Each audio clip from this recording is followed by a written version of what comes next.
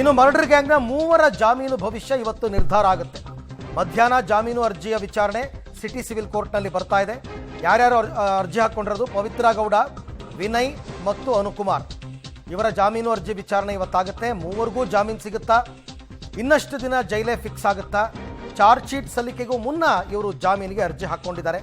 ಅದರಲ್ಲಿ A1 Pavithra Gowda, A7 Anukumar, A9 Vinay, 3 ಜನ charge sheet ಹಾಕೋಕ್ಕೂ ಮೊದಲು ಜಾಮೀನಿಗೆ ಅರ್ಜಿಯನ್ನು ಹಾಕ್ಕೊಂಡಿದ್ದಾರೆ. ಇವತ್ತು ವಿಚಾರಣೆಗೆ ಬರ್ತಾ ಇದೆ. ಈ ಬಗ್ಗೆ ಮತ್ತಷ್ಟು ಮಾಹಿತಿ ನನ್ನ ಕೊಲೀಗ್ ಮುರಳೀಧರ್ ಅವರಿಂದ ಪಡ್ಕೊಳ್ಳೋಣ.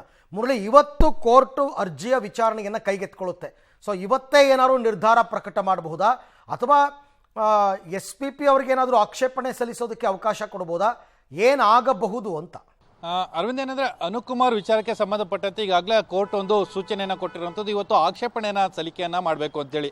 ಅಂದ್ರೆ ಇವತ್ತು ಅನುಕುಮಾರ್ ವಿಚಾರಕ್ಕೆ ಸಂಬಂಧಪಟ್ಟಂತೆ ಆಕ್ಷೇಪಣೆಯನ್ನು ಸಲ್ಲಿಕೆ ಮಾಡ್ತಾರೆ ಮತ್ತು ಆರ್ಗ್ಯುಮೆಂಟ್ ಅನ್ನ ಇವತ್ತು SPP ಅವರು ಮಾಡ್ತಾ ಇಲ್ಲ. ಅದನ್ನ ಮುಂದಿನ ಸೋಮವಾರಕ್ಕೆ ಆರ್ಗ್ಯುಮೆಂಟ್ ಅನ್ನ ಮಾಡ್ತೀವಿ ಅಂತೇಳಿ ಕಾಲಾವಕಾಶವನ್ನು ಪಡೆದುಕೊಳ್ಳುವಂತ ಸಾಧ್ಯತೆಗಳು ಕೂಡ ಇರುವಂಥದ್ದು. ಯಾಕೆಂದ್ರೆ ಸೋಮವಾರ ಕೃಷ್ಣ ಜನ್ಮಾಷ್ಟಮಿ, ಅವತ್ತು ರಜೆ ಇದೆ.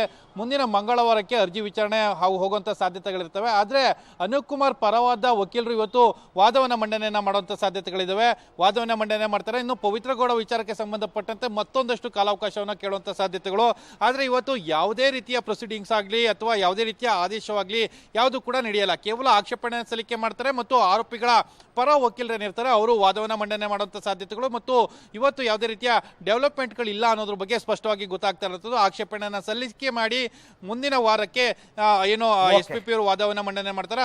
ಅದಾದ ಬಳಿಕ ಮತ್ತೆ ಆರ್ಡರ್ ಅನ್ನ ರಿಸರ್ವ್ ಮಾಡುವಂತ ಸಾಧ್ಯತೆಗಳಿದಾವೆ. ಆವಾಗ ಯಾವ ರೀತಿಯ ತೀರ್ಮಾನ ಬರುತ್ತೆ ಅನ್ನೋದು ಕೂಡ ಕಾದ್ ನೋಡ್ಬೇಕಾದ್ರೆ. ಥ್ಯಾಂಕ್ ಯು ತಮ್ಮ ಎಲ್ಲ ಮಾಹಿತಿಗಾಗಿ, ಧನ್ಯವಾದ. ಯಾವತ್ತೂ ಕೂಡ ಕೊಲೆ ಕೇಸ್ನಲ್ಲಿ ಮೊದಲ ದಿನನೇ ತೀರ್ಪು ಬರ್ತಕ್ಕಂಥ ಸಾಧ್ಯತೆಗಳು ತುಂಬ ಕಡಿಮೆ. ಯಾಕೆಂದರೆ ಆಕ್ಷೇಪಣೆ ಸಲ್ಲಿಸೋದಕ್ಕೆ ಟೈಮ್ ಆದರೂ ಕೊಡಬೇಕಲ್ಲ. ಹಾಗಾಗಿ ಇದು ಹೆಚ್ಚು ಕಡಿಮೆ ಇನ್ನೊಂದು ಸ್ವಲ್ಪ ದಿನ ಮುಂದಕ್ಕೆ ಹೋಗೋ ಸಾಧ್ಯತೆ ಇದೆ ತೀರ್ಪು.